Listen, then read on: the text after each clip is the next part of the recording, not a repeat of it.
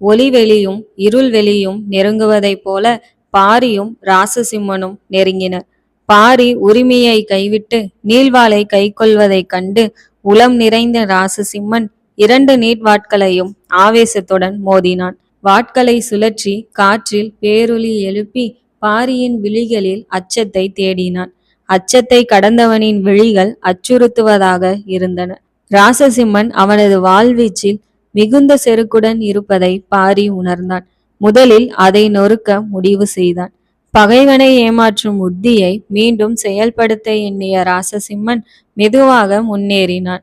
பாரியை நெருங்கிய கணத்தில் திடீரென்று நெருப்பை போன்று பாரியை நோக்கி முன்னேற அவனை விட வேகமாய் முன்னேறிய பாரி ராசசிம்மனின் மணிக்கட்டுகளை பற்றினான். ராசசிம்மன் அதிர்ந்து பாரியின் பிடியிலிருந்து கையை உருவ முயல தனது வலது முழங்கையை மடக்கி உயர்த்திய பாரி ராசசிம்மனின் கன்னத்தில் வெடிக்க இடி விழுந்தது போல ராசசிம்மன் கலங்கி போனான்.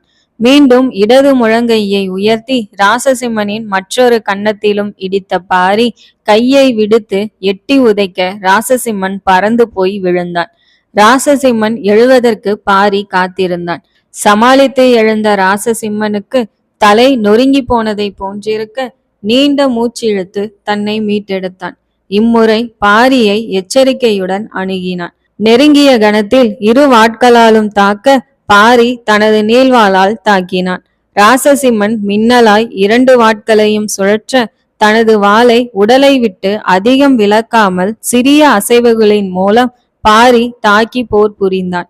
பாரி எளிதாக வாட்களை தடுப்பதைக் கண்டு வெறியேறிய ராசசிம்மன் மேலும் வேகத்தை அதிகரிக்க பாரி தடுத்தும் தாக்கியும் போர் புரிந்தான்.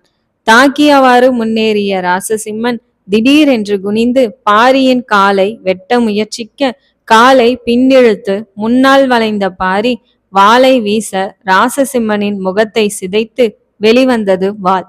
துடித்து போனான் ராசசிம்மன். பாரி தனது கழுத்தை அறுக்காமல் வேண்டுமென்றே தனது கன்னத்தை சிதைத்திருப்பதை உணர்ந்தவனுக்கு நிலவனின் முகத்தை சிதைத்தது மனதில் தோன்றி மறைந்தது. தன்னை சிறிது சிறிதாக சிதைக்க நினைக்கிறான் பாரி என்பதை உணர்ந்து கொண்டான். அதை தனக்கு சாதகமாக மாற்ற முடியுமா என யோசித்தான். இருவரும் போரிட பாரியின் வாள் வலக்கையிலும் இடக்கையிலும் மாறி மாறி மாயங்கள் செய்தது. ஒருமுறை வலக்கையில் சுழன்ற வாள் திடீரென இடக்கையில் இருந்து வெளிவந்தது. எப்போது எந்த கையிலிருந்து வாள் வெளிப்படுகிறது என்று புரியாது திகைத்த ராசசிம்மன் தற்காத்து போர் புரிந்தான்.